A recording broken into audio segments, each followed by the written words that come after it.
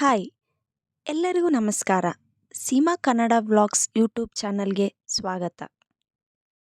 ಸಾಮಾನ್ಯವಾಗಿ ನಾವು ತಯಾರು ಮಾಡುವ ಬಹುತೇಕ ಆಹಾರ ಪದಾರ್ಥಗಳಲ್ಲಿ ನಾವು ಜೀರಿಗೆಯನ್ನು ಬಳಕೆ ಮಾಡುತ್ತೇವೆ.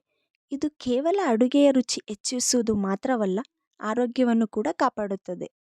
ಭಾರತೀಯ ಮಸಾಲೆ ಪದಾರ್ಥಗಳಲ್ಲಿ ಜೀರಿಗೆ ಕಾಳುಗಳಿಗೂ ಕೂಡ ವಿಶೇಷ ಸ್ಥಾನಮಾನವನ್ನು ನೀಡಲಾಗಿದೆ.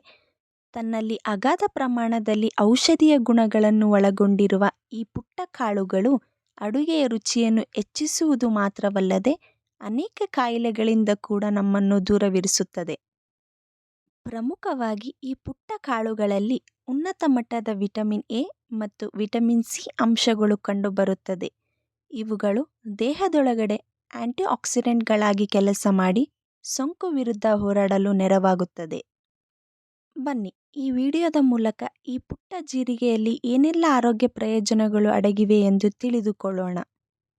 ಸಾಮಾನ್ಯವಾಗಿ ಸ್ವಲ್ಪ ಜಾಸ್ತಿ ಪ್ರಮಾಣದಲ್ಲಿ ಊಟ ಮಾಡಿದ ನಂತರ ಎದುರಾಗುವ ದೊಡ್ಡ ಸಮಸ್ಯೆ ಎಂದರೆ ಅದು ಹೊಟ್ಟೆ ಉಬ್ಬರ. ಇದಕ್ಕೆ ಮುಖ್ಯ ಕಾರಣ ಊಟದ ನಂತರ ಹೊಟ್ಟೆಯಲ್ಲಿ ಅತಿಯಾಗಿ ಅನಿಲ ಉತ್ಪಾದನೆಯಾಗಿ ಹೊಟ್ಟೆಯನ್ನು ಊದಿಕೊಳ್ಳುವಂತೆ ಮಾಡಿ ಹೊಟ್ಟೆ ಉಬ್ಬರವನ್ನು ಉಂಟು ಮಾಡುತ್ತದೆ. ಒಂದು ವೇಳೆ ನಿಮಗೂ ಕೂಡ ಇಂಥ ಸಮಸ್ಯೆಗಳು ಎದುರಾದರೆ ಕೂಡಲೇ ಜೀರಿಗೆ ಬಳಸಿ ಮಾಡಿದ ಮನೆಮದ್ದನ್ನು ಟ್ರೈ ಮಾಡಿ. ಈ ಮನೆಮದ್ದನ್ನು ಮಾಡುವುದು ಹೇಗೆ ಎಂದು ಈಗ ತಿಳಿಯೋಣ. 1 ಕಪ್ ನೀರಿಗೆ 1 ಟೀ ಚಮಚ ಜೀರಿಗೆ ಸೇರಿಸಿ ಚೆನ್ನಾಗಿ ಕುದಿಯಲು ಬಿಡಿ. ಆಮೇಲೆ ಇದಕ್ಕೆ ಸಣ್ಣ ತುಂಡು ಒಣಶುಂಠಿಯನ್ನು ಹಾಕಿ ಸುಮಾರು 10 ನಿಮಿಷದವರೆಗೆ ಕುದಿಯಲು ಬಿಡಿ. ನಂತರ ಸೋಸಿ 1 ದಿನಕ್ಕೆ 3 ಬಾರಿ ಈ ನೀರನ್ನು ಕುಡಿಯಿರಿ. ಹೊಟ್ಟೆ ಉಬ್ಬರದ ಸಮಸ್ಯೆಯನ್ನು ಎದುರಿಸುತ್ತಿರುವವರು ಊಟದ ನಂತರ ಈ ಜೀರಿಗೆ ನೀರನ್ನು ಸೇವಿಸುತ್ತಾ ಬಂದರೆ ಹೊಟ್ಟೆಯ ಉಬ್ಬರ ಅಥವಾ ಹೊಟ್ಟೆಯಲ್ಲಿ ಕಾಣಿಸುವ ಗ್ಯಾಸ್ ಸಮಸ್ಯೆ ಕೂಡಲೇ ಕಡಿಮೆಯಾಗುವುದು. ಎರಡನೆಯದಾಗಿ ಅಜೀರ್ಣ ಸಮಸ್ಯೆ ಎದುರಾದರೆ ಈ ಜೀರಿಗೆ ಕಾಳುಗಳನ್ನು ಬಳಸಬಹುದು. ನಮಗೆಲ್ಲ ಗೊತ್ತಿರುವ ಹಾಗೆ ನಾವು ಸೇವನೆ ಮಾಡುವಂಥ ಆಹಾರವು ಹೊಟ್ಟೆಯಲ್ಲಿ ಸರಿಯಾಗಿ ಜೀರ್ಣವಾಗದೇ ಇದ್ದರೆ ಅದರಿಂದ ಅಜೀರ್ಣ ಸಮಸ್ಯೆ ಉಂಟಾಗಿ ಕೊನೆಗೆ ಆರೋಗ್ಯದಲ್ಲಿ ಸಮಸ್ಯೆ ಉಂಟಾಗಿಬಿಡುತ್ತದೆ. ಉದಾಹರಣೆಗೆ ಹೇಳುವುದಾದರೆ ಅಜೀರ್ಣ ಸಮಸ್ಯೆಯಿಂದಾಗಿ ಹೊಟ್ಟೆ ಉಬ್ಬರ ಅಥವಾ ಹೊಟ್ಟೆಯಲ್ಲಿ ಗ್ಯಾಸ್ಟ್ರಿಕ್ ಆಗುವುದು, ಮಲಬದ್ಧತೆ ಇತ್ಯಾದಿ ಸಮಸ್ಯೆಗಳು ಕಂಡುಬರುವುದು. ಆದರೆ ಕೆಲವೊಂದು ಮನೆಮದ್ದುಗಳು ಕೂಡ ಅಜೀರ್ಣ ಸಮಸ್ಯೆ ನಿವಾರಣೆಯನ್ನು ಮಾಡುವುದು.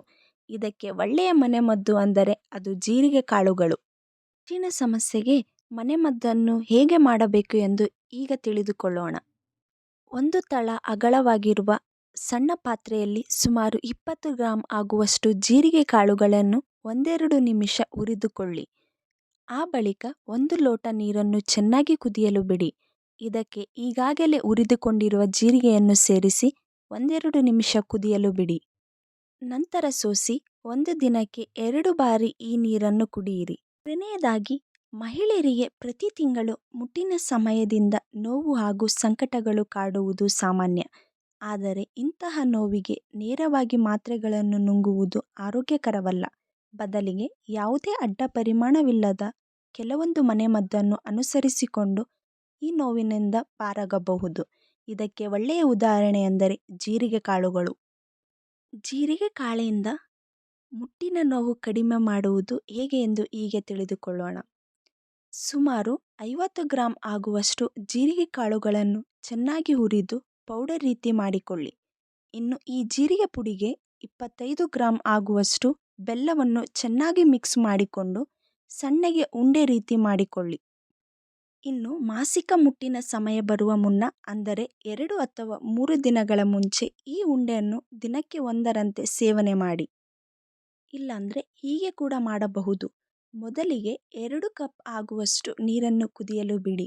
ನಂತರ ಈ ನೀರಿಗೆ 1 ಚಮಚ ಬೆಲ್ಲದ ಪುಡಿ ಮತ್ತು 1 ಚಮಚ ಜೀರಿಗೆ ಪುಡಿಯನ್ನು ಸೇರಿಸಿ ಚೆನ್ನಾಗಿ ಕುದಿಯಲು ಬಿಡಿ. ನಂತರ ಈ ನೀರು ತಣ್ಣಗೆ ಆದ ಬಳಿಕ ಪ್ರತಿದಿನ 2 ಬಾರಿ ಸೇವನೆ ಮಾಡುತ್ತಾ ಬನ್ನಿ. ಇದರಿಂದ ಹೊಟ್ಟೆಯ ಸಂಬಂಧಿಸಿದ ಸಮಸ್ಯೆಗಳಿಂದ ಪರಿಹಾರ ಪಡೆಯಬಹುದು. ನೋಡಿದ್ರಲ್ಲ, ಜೀರಿಗೆ ಬಗ್ಗೆ ಈ ಮಾಹಿತಿ ನಿಮಗೆಲ್ಲರಿಗೂ ಇಷ್ಟ ಆಗಿರುತ್ತದೆ ಅಂತ ಅಂದ್ಕೊಂಡಿದ್ದೀನಿ. ಹೇಗೆ ಅನ್ನಿಸ್ತು ಎಂದು ಕಮೆಂಟ್ ಸೆಕ್ಷನ್ನಲ್ಲಿ ತಿಳಿಸೋದನ್ನು ಮರಿಬೇಡಿ. ಆದಷ್ಟು ಈ ವಿಡಿಯೋವನ್ನು ನಿಮ್ಮ ಫ್ರೆಂಡ್ಸ್ ಹಾಗೂ ಫ್ಯಾಮಿಲಿ ಜೊತೆ ಶೇರ್ ಮಾಡ್ಕೊಳ್ಳಿ. ಹಾಗೆ ಲೈಕ್ ಮಾಡೋದನ್ನು ಮರಿಬೇಡಿ. ನೀವಿನ್ನೂ ಸಬ್ಸ್ಕ್ರೈಬ್ ಮಾಡಿಲ್ಲ ಅಂದರೆ ದಯವಿಟ್ಟು ನನ್ನ ಚಾನಲನ್ನು ಸಬ್ಸ್ಕ್ರೈಬ್ ಮಾಡಿ. ಹಾಗೆ ಪಕ್ಕದಲ್ಲಿ ಇರುವ ಬೆಲ್ ಬಟನನ್ನು ಕ್ಲಿಕ್ ಮಾಡಿ. ಹೀಗೆ ನನಗೆ ಪ್ರೋತ್ಸಾಹ ಕೊಡ್ತಾ ಇರಿ. ಧನ್ಯವಾದಗಳು.